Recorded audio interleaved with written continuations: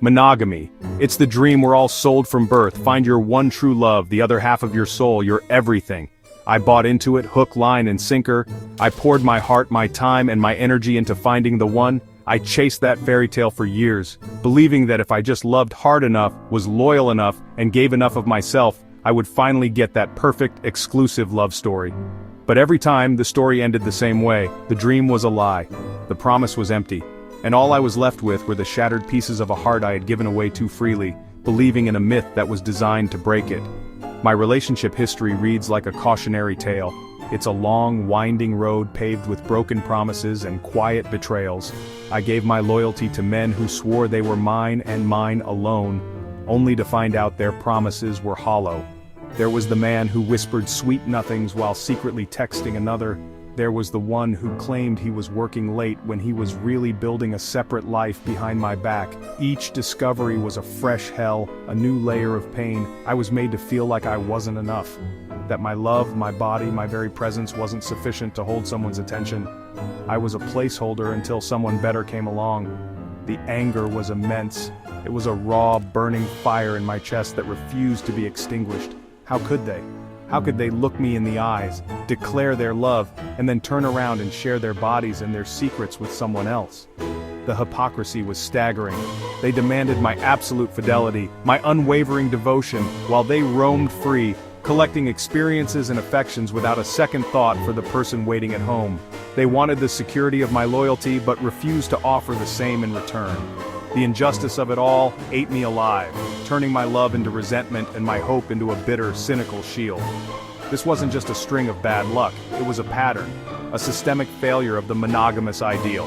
The expectation of sexual and emotional exclusivity for a lifetime is a tremendous pressure. For many, it's an impossible one. But instead of admitting that, society encourages us to lie, to cheat, to sneak around. The problem isn't the desire for more than one partner, the problem is the dishonesty that monogamy forces upon us. It creates a culture of secrecy and betrayal, where the person who gets cheated on is left feeling broken, used, and utterly alone. I was tired of being that person. I was exhausted from playing a game that was rigged from the start. Just when I thought the emotional pain couldn't get any worse, my body began to fail me.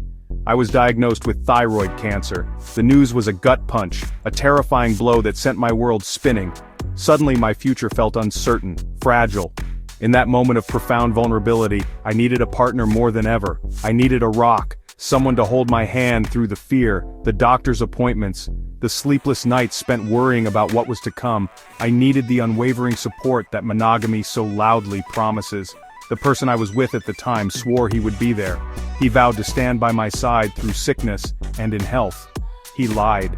While I was grappling with my mortality, scheduling surgeries and bracing for treatment, he was finding comfort in someone else's arms. The betrayal was catastrophic. It was more than just cheating, it was an act of profound cruelty. He took my deepest moment of vulnerability and used it as an opportunity to abandon me emotionally. The stress of the lies, the constant anxiety of his deception, was a physical weight on my already burdened body. My doctors warned me that stress could impede my recovery. And here I was, drowning in it, poisoned, not just by illness, but by the duplicity of the person I trusted most. This experience broke something fundamental inside of me. The trauma of being cheated on while battling cancer was a unique and profound kind of hell. It fused my emotional pain with my physical suffering until they were indistinguishable. I realized that the structure of monogamy itself had contributed to my suffering. The pressure to be someone's everything, especially during a crisis, is immense. When my partner couldn't handle it, he didn't communicate his needs or fears. Instead, he sought an escape route in secret, leaving me to deal with the fallout alone. The lie was what hurt. The sneaking around was the true sickness. The exhaustion was bone deep. I was tired of the lies, tired of the detective work, tired of checking phones and questioning late nights, tired of the knot in my stomach that tightened every time a story didn't add up. Monogamy for me had become synonymous with anxiety and trauma. It was a constant state of vigilance, a defensive posture against inevitable heartbreak. Why was I fighting so hard for a system that consistently delivered so much pain? The cost was too high. It was costing me my peace of mind. It was costing me my health. I decided I was done paying that price. I had to find another way. That's when I started exploring polyamory, or what some might call polygamy. It wasn't about collecting partners or escaping commitment, it was about finding a way to love that was rooted in honesty. The core principle that drew me in was radical, brutal, beautiful honesty. In a healthy polyamorous dynamic, there are no secrets. Every desire, every feeling, every new connection is brought out into the open. It requires communication skills that my monogamous relationships never demanded. You have to talk about jealousy, insecurity, and boundaries. You have to be vulnerable in a way that secrecy and cheating make impossible. It was the complete opposite of what I had experienced. Think about it. What hurts more?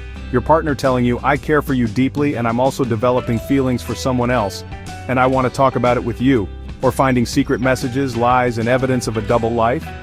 The first scenario might be difficult, but it's built on respect. It honors your intelligence and your right to know the truth about your own life.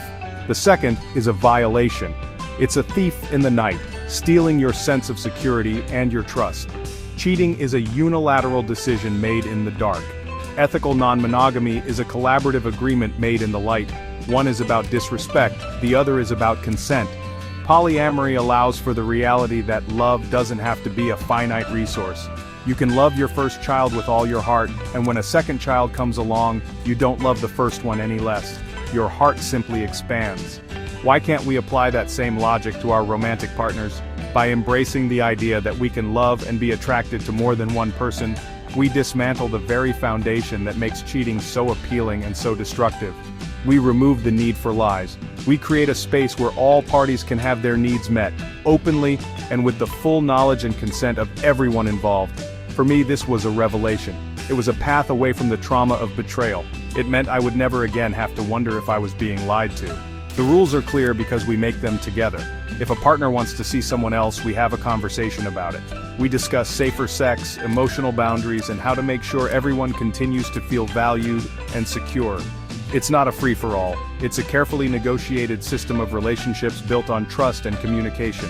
It's a healthier, more sustainable model for people like me who have been burned one too many times by the false promises of monogamy. The time has come for us to challenge the status quo. In the Philippines and around the world, we are taught that monogamy is the only moral and valid way to structure a relationship. This is a narrow and damaging view. This rigid cultural mandate forces so many people into a lifestyle that doesn't fit them, leading to the very infidelity and heartbreak it claims to prevent. We must start a conversation. We need to acknowledge that consensual, ethical polygamy is not the same as adultery. It's not about immorality or disrespect. It's about honesty, consent, and the freedom to build relationships that work for the people in them. We need to push for legal and social acceptance. Why should loving, committed, multi-partner families be denied the same rights and protections as monogamous ones? Legal recognition would provide stability for children, ensure hospital visitation rights, and legitimize the honest commitments people have made to each other. By keeping polygamy in the shadows, we only encourage the secrecy and shame that hurt so many. Society must evolve. We must accept that there is more than one way to love, and more than one way to build a family. To deny this is to deny human nature and to perpetuate a cycle of unnecessary pain. To my exes, to the men who broke their promises and left me in pieces, I am no longer your victim. I release the anger and the pain you caused. You taught me a valuable lesson, even if it was unintentional. You taught me that the model of love I was chasing was a fantasy. You forced me to look for something real, something built on a foundation of truth instead of secrets. My choice to embrace polyamory is not an act of rebellion against you. It is an act of liberation for myself. It is me, finally choosing my own peace and my own health over a broken system that almost destroyed me. My message is simple. If you have been shattered by the lies that monogamy can breed, know that you are not alone, and know that there are other options. Breaking free is not about giving up on love. It's about redefining it on your own terms. It's about choosing honesty over deception, communication over silence, and consent over betrayal. It's about building a life where you never again have to fear the shadows, because you have chosen to live entirely in the light. This is my choice. This is my freedom. And it is a valid, beautiful, and healthy way to live and to love.